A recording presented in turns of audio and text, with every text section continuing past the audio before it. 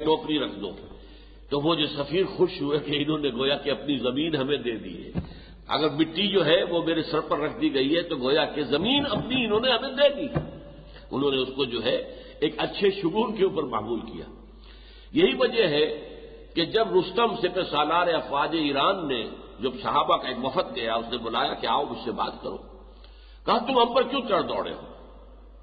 پہلے بھی تم آیا کرتے تھے، قتل و غارت کرتے تھے، لوٹ مار کرتے تھے، چلے جاتے تھے۔ یہ دنیا میں ہمیشہ ہوا ہے کہ ایک سیٹلڈ سویلائزیشن ہے جہاں لوگ آباد ہیں، اور آبادی کا مطلب اس وقت کیا تھا؟ ایگریکلچر ہو رہا ہے، اپنے کھیت ہیں، اس کے اندر جو ہے وہ کچھ بو رہے ہیں، یا اپنے آبادیوں کے اندر کرگے لگا رکھے ہیں اور وہ کپڑا بن رہے ہیں اور رہ رہے ہیں آرام سے۔ لیکن آس پاس اگر کوئی سطح مرتفع کا علاقہ ہے جو بنجر ہوتا ہے، یا کوئی صحرا ہے لقودق جو بنجر ہے، وہاں کے رہنے والے ان کے لیے معاش کا راستہ کیا تھا؟ وہ آتے تھے، غارت گری کرتے تھے، لوٹ مار کرتے تھے اور بھاگ جاتے تھے۔ تو وہاں تو ہٹ اینڈ رن والا معاملہ ہوتا تھا۔ تم پہلے بھی آیا کرتے تھے، تمہارا صحرا بنجر وہاں کچھ پیدا نہیں ہوتا، تم آیا کرتے تھے اور ہمارے اوپر غارت گری کر کے اور ہمیں لوٹ مار کر کے چلے جا۔ اس دفعہ تم واپس نہیں جا رہے، کیا وجہ؟ تم ہمارا پیچھا نہیں چھوڑ رہے، وجہ کیا ہے؟ پھر یہ کہ ہمارے تمہارے درمیان جھگڑا بھی نہیں ہے، کوئی اگر سرحدی ہی تنازع ہو تب بھی تم کہہ سکتے ہو کہ ہم تو اس کو طے کرنے کے لیے آئے، جیسے کہ چین اور بھارت کے درمیان 1962 میں جنگ ہوئی تھی، سرحدی تنازع تھا۔ تو جواب کیا دیا گیا؟ آج ہم خود نہیں آئے، ہمیں بھیجا گیا ہے۔ انا قد ارسلنا، ہمیں بھیجا گیا ہے۔ اللہ نے بھیجا محمد کو صلی اللہ علیہ وسلم، وفداہ آباؤنا و امہاتنا، اور محمد صلی اللہ علیہ وسلم نے بھیجا ہے ہمیں۔ کس لیے بھیجا ہے؟ لنخرج الناس من ظلمات الجہالت الی نور الایمان، ہم لوگوں کو نکالیں جہالت کی تاریکیوں سے، یہ شرک اور الحاد اس کی تاریکیوں سے نکالیں ایمان کے نور کی طرف، ومن جور الملوک الی عدل الاسلام، اور بادشاہوں کے ظلم و ستم سے، تشدد سے ہم انہیں چھڑائیں، نجات دلائیں اور عدل اسلام کے ساتھ روشناس کر دیں۔ یہ ہمارا مشن ہے، we are on a mission. یہی بات سورہ توبہ جس میں کہ آخری احکام دیے گئے قتال کے، شروع کی 6 آیات میں مشرکین عرب کے خلاف قتال کا حکم آ گیا تھا۔ 4 مہینے کی مہلت ہے، سارے معاہدے ختم، اور اس کے بعد اگر ایمان کوئی نہیں لائے گا قتل کر دیا جائے گا۔ وہ تو نوبت آئی نہیں، سب لوگ یا ایمان لے آئے اور یا پھر وہ عرب چھوڑ کر چلے گئے، بہت محدود چند تعداد کے اندر۔ دوسرا قتال کا حکم کس سے تھا؟ کہ یہ یہودی اور نصارہ بھی، ان سے بھی جنگ کرو، یہاں تک کہ وہ چھوٹے ہو کر رہے، جزیہ دیں، اسلام کی بالادستی قبول کریں۔ تو ٹھیک ہے، وہ یہودی رہے، نصرانی رہے، مجوسی رہے، کچھ بھی رہے، وہ مذہب کے طور پر ہم ان کے مذاہب کو ریکگنائز کر لیں گے، لیکن دین اللہ کا ہوگا۔ تو یہ دوسری شکل تھی۔ تیسری شکل سورہ توبہ ہی میں آئی ہے، قاتل الذین یلونکم من الکفار، اے مسلمانوں جنگ کرو، تمہارے پڑوس میں جو کافر آباد ہیں، یلونکم من الکفار، ان سے جنگ کرو،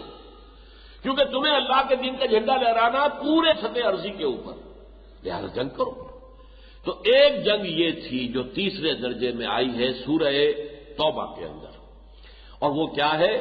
کہ اسلامی نظام کو قائم کرنے کے لیے خلافت راشدہ کی توسیع کے لیے جنگ کی جائے۔ اب یہ کون کر رہا ہے؟ جہاں خلافت قائم ہے، امیر المومنین کی ہدایت کے تحت، ان کی نگرانی میں، ان کے حکم سے جب وہ قتال ہو رہا ہے، اور اسلام کی توسیع اور دارالخلافہ جو ہے خلافت کا علاقہ، اس کو وسیع کرنا ہے، تو یہ ہے جہاد فی سبیل اللہ کی چوٹی کی صورت۔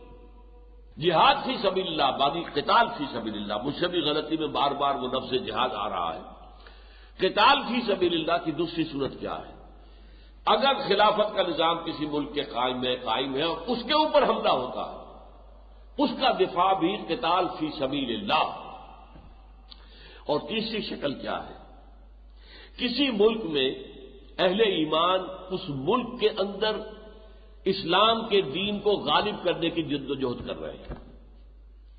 انہوں نے دعوت دی، دعوت کا حق ادا کر دیا، جو آئے انہیں جمع کیا، انہیں منظم کیا، ایک مضبوط جماعت کی شکل دی، ان کی تربیت کی، ان کے دلوں کے اندر اخلاص پیدا کیا کہ اپنی ذاتی غرض کوئی باقی نہیں رہی، بلکہ صرف اعلاء کلمت اللہ جو ہے ان کا مقصود تھا، دین حق کا غلبہ مقصود تھا۔ اب یہ جماعت جو ہے کیا کرے گی؟ ظاہر بات ہے اس زمانے میں کوئی آلٹرنیٹو نہیں تھا کہ وہ اس ملک کے اندر جو کافرانہ حکومت ہے اس کے خلاف قتال کرے، جنگ کرے، ورنہ کون اپنی جڑ چھوڑتا ہے؟ کوئی چھوٹا سا پودا بھی جڑ چھوڑنے کو تیار نہیں ہوتا، بڑی مشکل سے کھینچتے ہیں۔ تو جو نظام کفر کا اور شرک کا وہ بڑے کلاور درخت کی طرح زمین میں موجود ہو، گڑا ہوا ہو، اسے آپ کیسے ہٹائیں گے؟ جنگ کرنی پڑے گی۔ اب یہاں دو امکانات ہیں۔ ایک امکان تو یہ ہے کہ وہاں جو حاکم ہو وہ کافر ہو، کھلم کھلا کافر، تو ان کے خلاف تو جنگ میں کوئی مذائقہ ہے ہی نہیں، اس لیے کہ وہ کافر ہیں، ان کے خلاف جنگ کرنی ہے، اور یہ خالص قتال فی سبیل اللہ ہوگا۔ یا دوسری شکل یہ ہو سکتی ہے کہ ہے تو مسلمان، فاسق ہے، فاجر ہے، اور شریعت الہی کے بجائے دوسرے قوانین کے مطابق فیصلہ کر رہے ہیں، مانوی طور پر کافر ہیں، اس لیے کہ قرآن کا فتویٰ ہے وَمَن لَّمْ يَحْكُم بِمَا أَنزَلَ اللَّهُ فَأُولَٰئِكَ هُمُ الْكَافِرُونَ، جو اللہ کی اتاری ہوئی شریعت کے مطابق فیصلہ نہیں کرتے وہی تو کافر ہیں۔ وَمَن لَّمْ يَحْكُم بِمَا أَنزَلَ اللَّهُ فَأُولَٰئِكَ هُمُ الظَّالِمُونَ، جو اللہ کی اتاری ہوئی شریعت کے مطابق فیصلے نہیں کرتے وہی تو ظالم ہے، اور ظالم کا ایک ترجمہ جو ہے مشرک بھی ہے، ان الشرک لظلم عظیم۔ اور تیسرا فتویٰ ہے وَمَن لَّمْ يَحْكُم بِمَا أَنزَلَ اللَّهُ فَأُولَٰئِكَ هُمُ الْفَاسِقُونَ، اور جو اللہ کی اتاری ہوئی شریعت کے مطابق فیصلے نہیں کرتے چاہے وہ مسلمان ہوں، لیکن وہی تو حقیقت میں فاسق ہیں، سرکش ہیں، باغی ہیں، ناہنجار ہیں، ان کے خلاف قتال بھی جائز ہے۔ البتہ اس میں ہمارے ہاں بعض جو مسلک ہیں ان کا کہنا یہ ہے کہ وہ فاسق ہوں، فاجر ہوں، اگر کفر بواہ کا حکم نہ دے، مسلمان ہیں حاکم، کھلم کھلا کفر کا حکم نہیں دے رہے تو ان کے خلاف بغاوت جو ہے مسلح جائز نہیں ہے۔ لیکن امام ابو حنیفہ امام اعظم ان کا فتویٰ ہے کہ جائز ہے، فاسق و فاجر حکمران جو اسلامی قوانین کے بجائے کسی اور قوانین کے تحت فیصلے شروع کر دیں ان کے خلاف قتال جائز ہے۔ یہ قتال کی تیسری شکل ہے۔ اپنے ملک میں، اپنے علاقے میں اللہ کے دین کو غالب کرنے کے لیے وہ جہاد فی سبیل اللہ جب اس مرحلے میں آ جائے گا، جب دعوت دی جائے گی یہ بھی جہاد فی سبیل اللہ ہے، جب انہیں جمع کیا جائے گا یہ اس کی کوششیں بھی جہاد فی سبیل اللہ ہے، جب ان کی تربیت و تزکیہ کیا جائے گا یہ بھی جہاد فی سبیل اللہ ہے۔ اس سے آگے بڑھ کر جب قتال فی سبیل اللہ کا مرحلہ آ جائے گا تو یہ بھی قتال فی سبیل اللہ کی تیسری شکل ہے۔ نوٹ کر لیجیے اسے۔ قتال فی سبیل اللہ کی صرف تین صورتیں ہیں۔ نظام خلافت کسی ملک پر قائم ہے، امیر المومنین ہیں، خلیفۃ المسلمین موجود ہیں،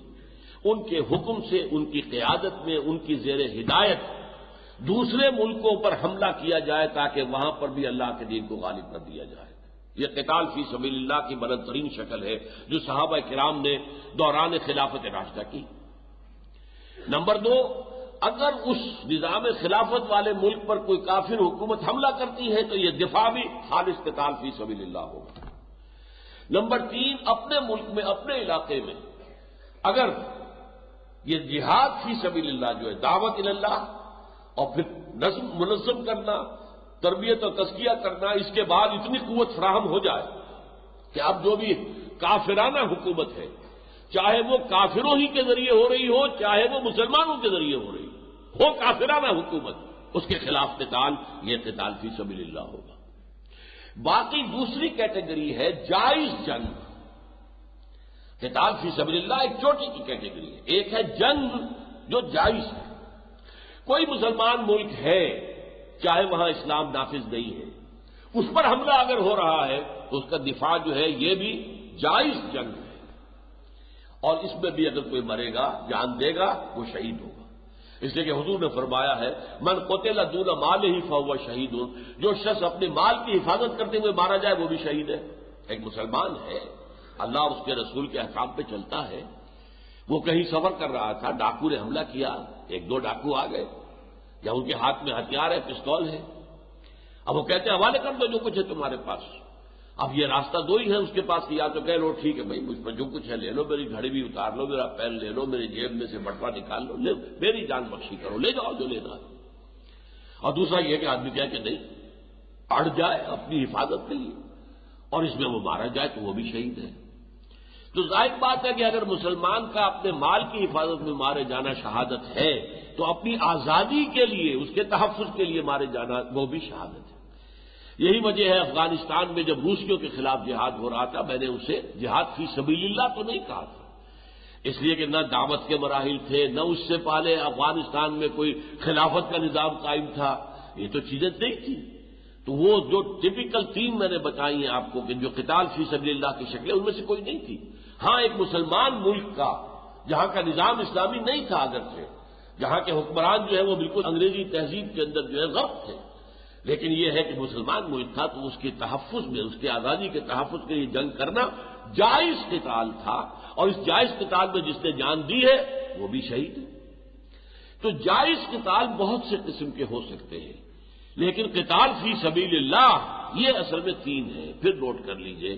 نظام خلافت کسی ملک میں قائم ہے، اس نظام خلافت کی توسیع کے لیے آپ خود آگے بڑھ کر حملہ کرتے ہیں،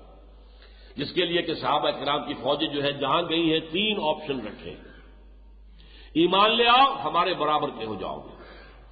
ہم یہ بھی کلیم نہیں کریں گے ہم سینئر مسلمان ہیں تم جونیئر مسلمان ہو، ہمارے حقوق زیادہ تمہارے کم ہیں، نہیں،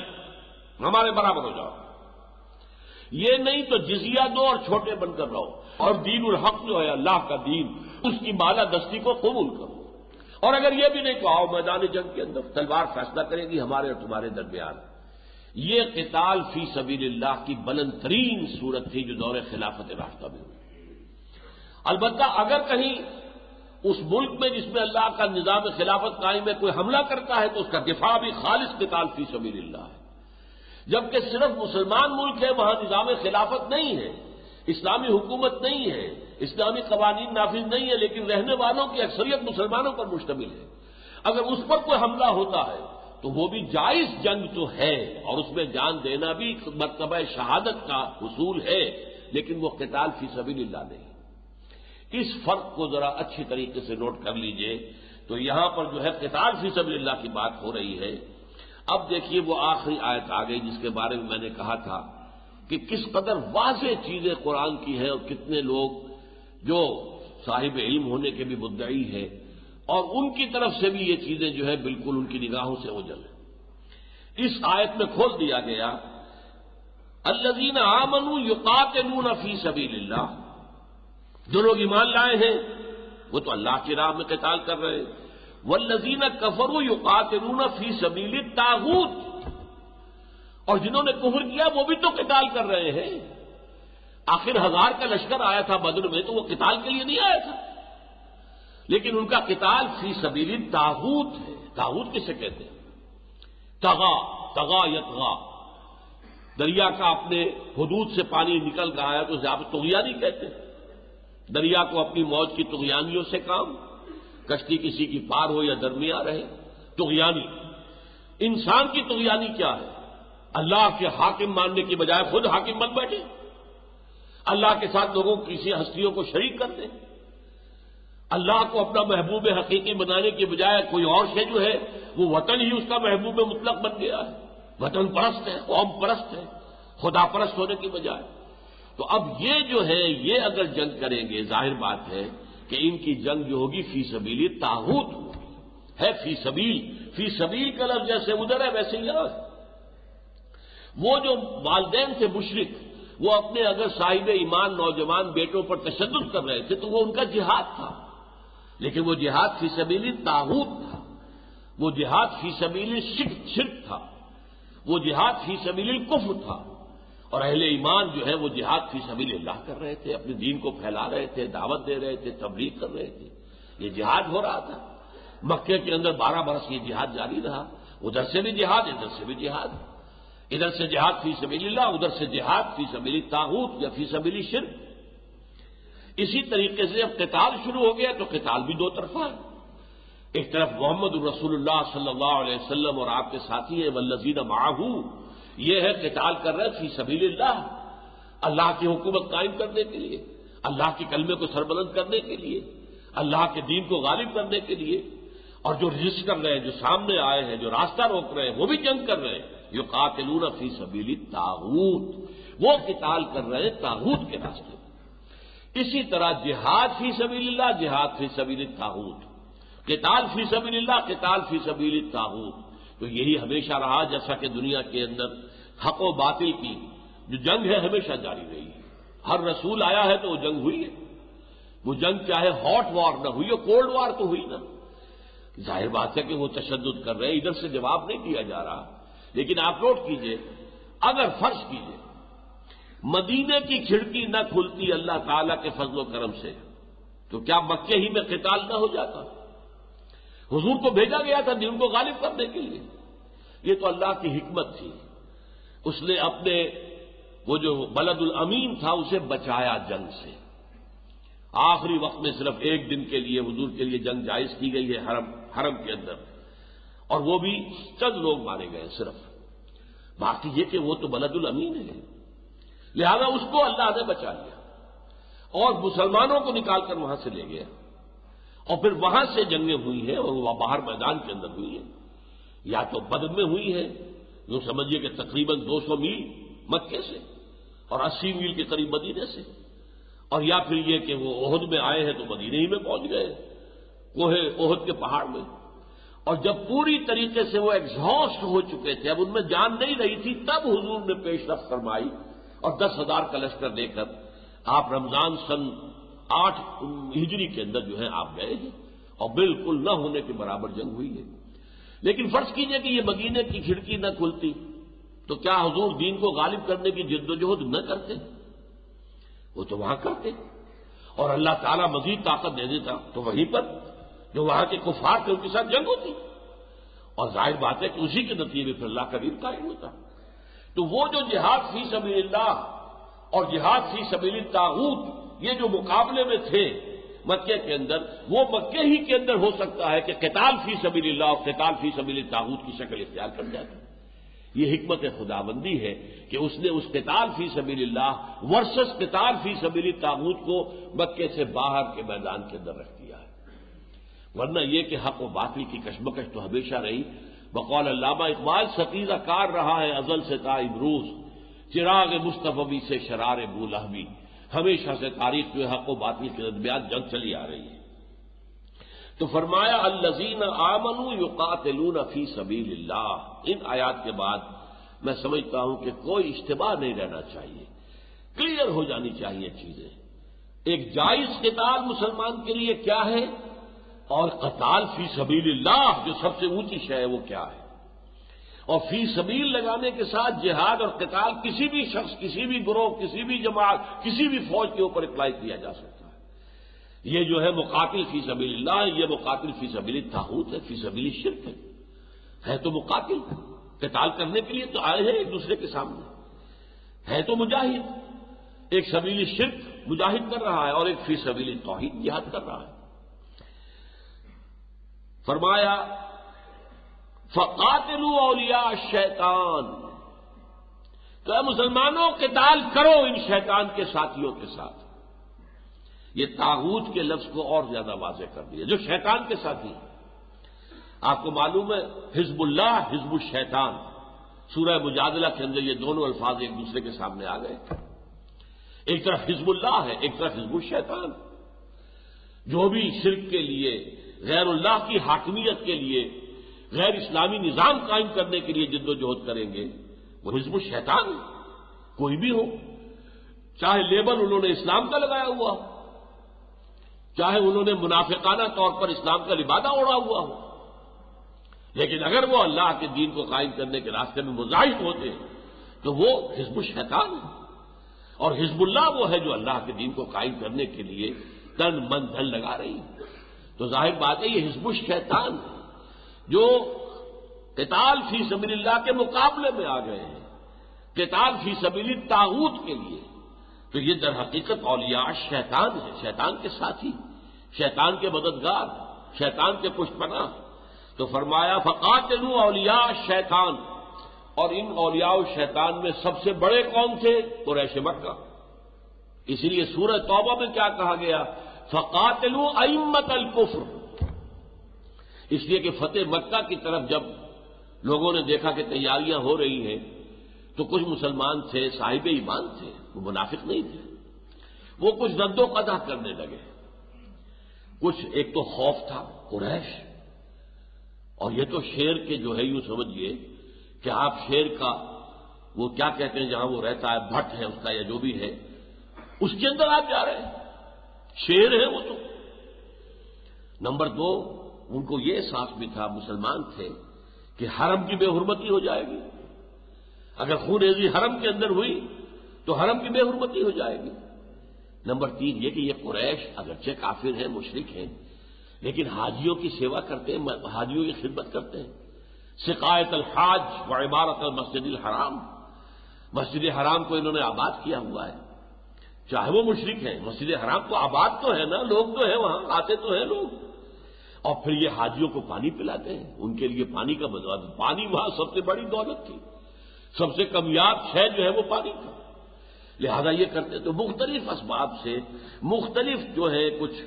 تھے وہ وہی لوگ کہ جن کے اندر چھپا ہوا یہ تھا گریز، قتال سے گریز، خوف، اپنے جان اور مال کا تحفظ، وہ تو اندر تھا، لیکن اوپر سے جو باتیں کہی جا رہی تھی وہ یہ تھی۔ تو وہاں پر زور دے کر کہا گیا فقاتلوا ائمۃ الکفر، جنگ کرو ان کفر کے اماموں سے، اس لیے کہ اگرچہ پورے جزیرہ نما عرب میں کفر ہے، پھیلا ہوا ہے، لیکن اس کے امام تو یہ ہیں جو مکے میں بیٹھے ہوئے ہیں، چاہے کوئی فارمل حکومت نہیں تھی، کوئی مرکزی حکومت نہیں تھی، کوئی مرکزی فوج نہیں تھی، کوئی ٹرینڈ آرمی نہیں تھی، لیکن جو بھی معاشرہ تھا جزیرہ نما عرب کا، اس میں امامت کا مقام قریش کو حاصل تھا، اس لیے کہ مرکز جو ہے وہ مکہ تھا سب کا، سب قبیلوں کے بت وہاں رکھے ہوئے تھے۔ یہی وجہ ہے کہ مکے کے قریش کے قافلے جو تھے تجارتی، ان کو کوئی ہاتھ نہیں لگاتا تھا، پورے امن کے ساتھ گزر جاتے تھے، شام جاتے تھے 700-800 میل بلکہ 1000 میل، اور کوئی اس کے اوپر حملہ نہیں کر سکتا تھا، یہ تو حرم کے متولی ہے،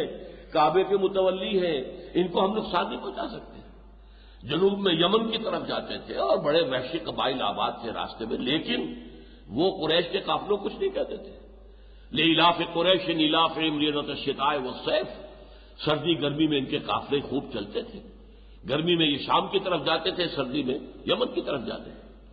یہی وجہ جو میں نے عرض کیا کہ حضور نے جب چھاپا مار دستے بھیجنے شروع کیے تو گویا کہ ان کی جو رگے جاں تھی،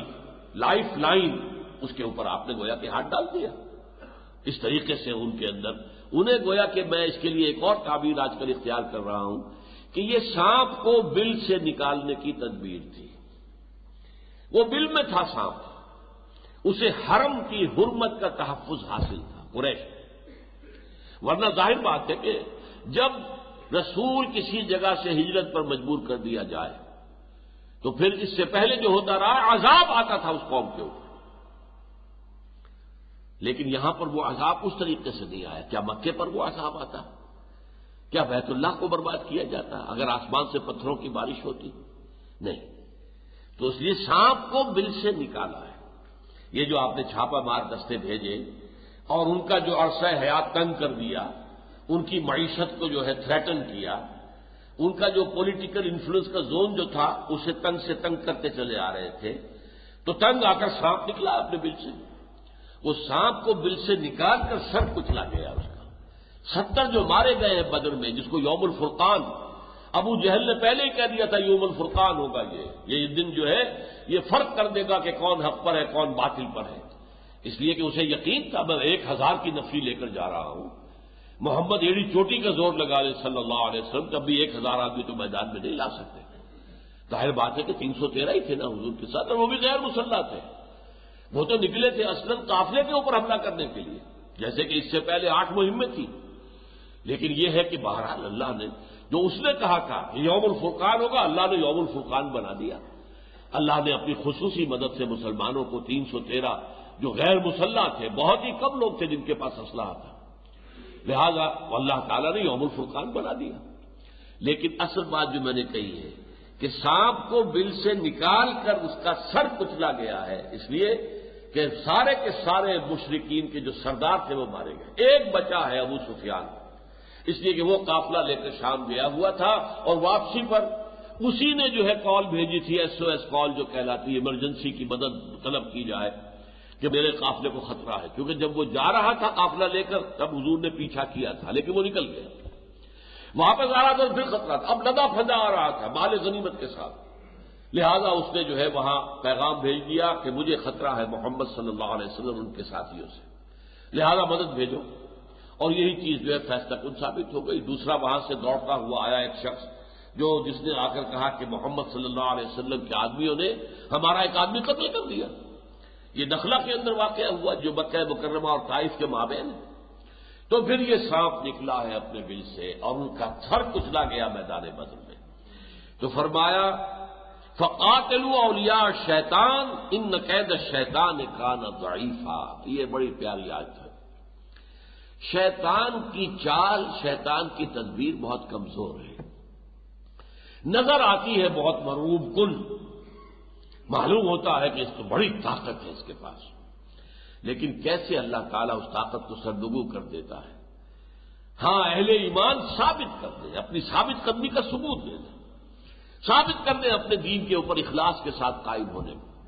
ثابت کر دیں کہ ہم نے جو سودا اللہ کے ساتھ کیا ہے ان اللہ اشتری من المؤمنین انفسهم واموالهم بان لهم الجنہ، جسے یہاں کہا گیا الذین یشرون الحیات الدنیا بالآخرہ،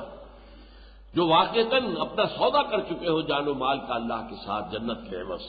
اگر وہ اس کا ثبوت دے دیں گے آزمائشیں آئیں گی۔ وَلَنَبْلُوَنَّكُمْ بِشَيْءٍ مِّنَ الْخَوْفِ وَالْجُوعِ وَنَقْصٍ مِّنَ الْأَمْوَالِ وَالْأَنفُسِ وَالثَّمَرَاتِ، لیکن اگر تم نے اپنا ثبات قدم اور اپنا استقلال اور اپنا صبر و مصابرت کا جو طرز عمل ہے ثابت کر دیا تو اللہ کی مدد آئے گی۔ پھر تم دیکھو گے جھاگ کی طرح سے وہ جو نظر آ رہا تھا بہت بڑا پہاڑ، معلوم ہوگا یہ تو روئی کے گالے تھے جو ختم ہو گئے، جیسے 12,000 کا لشکر جو ہے غزوہ احزاب کے اندر ایسے تتر بتر ہو گیا کہ اس کے لیے لڑائی کی نوبت ہی نہیں آئی، باقاعدہ جنگ آمنے سامنے ہو کر نوبت نہیں آئی، سوائے چند مار کے ہوئے، یا ادھر سے کوئی تیر مارا گیا ادھر کوئی ہلاک ہو گیا، یا ادھر سے کوئی تیر آیا تو یہاں پر کوئی زخمی ہو گئے، یہ ہوا ہے۔ ورنہ خندق کے ادھر وہ پڑے ہوئے تھے، ادھر اہل ایمان تھے، اور پھر آندھی ایسی آئی ہے اللہ کی طرف سے، ریحن کہا ہے سورہ احزاب کے اندر، ہم نے زوردار آندھی بھیجی کہ ان کی جو دیگیں چڑھی ہوئی تھی چولہوں کے اوپر کھانا پکانے کے لیے وہ الٹ گئیں، آگ لگ گئی خیموں کے اندر، ایک تباہی، آنکھوں میں مٹی پڑ گئی، دکھائی کچھ نہیں دے رہا، تنگ آ کر وہاں سے انہوں نے اپنے کیمپ اکھاڑے اور چلے گئے۔ وہ جو بڑا ایک طوفان نظر آ رہا تھا معلوم ہوا جھاگ ہی جھاگ سے کچھ بھی نہیں تھا۔ تو ان قید الشیطان کان ضعیفا، تو گھبراؤ نہیں اے اہل ایمان، یہ شیطان کی چال اور تدبیر اور اس کی جو بھی قوت ہے یہ بہت کمزور ہے حقیقت کے اعتبار سے۔ البتہ تمہارے امتحان کے لیے، ابتلاء اور آزمائش کے لیے اللہ تعالیٰ شیطان کو موقع دیتا ہے کہ وہ بڑے لاؤ لشکر لے کر آتا ہے، جس سے کہ جن کے دلوں میں ذرا بھی روگ ہے فی قلوبہم مرض، وہ مرعوب ہو جائیں، جیسے کہ غزوہ احزاب کے اندر پھر منافقین کا نفاق ان کی زبانوں پر آ گیا، ما وعدنا اللہ ورسولہ الا غرورا، ہمیں تو اللہ اور اس کے رسول نے سب باغ دکھا کر جھوٹے وعدے کر کے ہمیں مروا دیا، ہم سے کہا تھا قیصر و کسریٰ کے خزانے تمہارے قدموں میں آئیں گے، آج ہمارا حال یہ ہے کہ قضائے حاجت کے لیے باہر نہیں جا سکتے۔ بہرحال یہ آیات جو ہیں یہ قتال فی سبیل اللہ بالخصوص اس سے جو اپنا پہلو بچانے کا معاملہ منافقین کا تھا اس کے اعتبار سے یہ قرآن مجید کا ضرب سلام ہے۔ بارک اللہ لی ولکم فی القرآن العظیم ونفعنی وإیاکم بالآیات والذکر الحکیم۔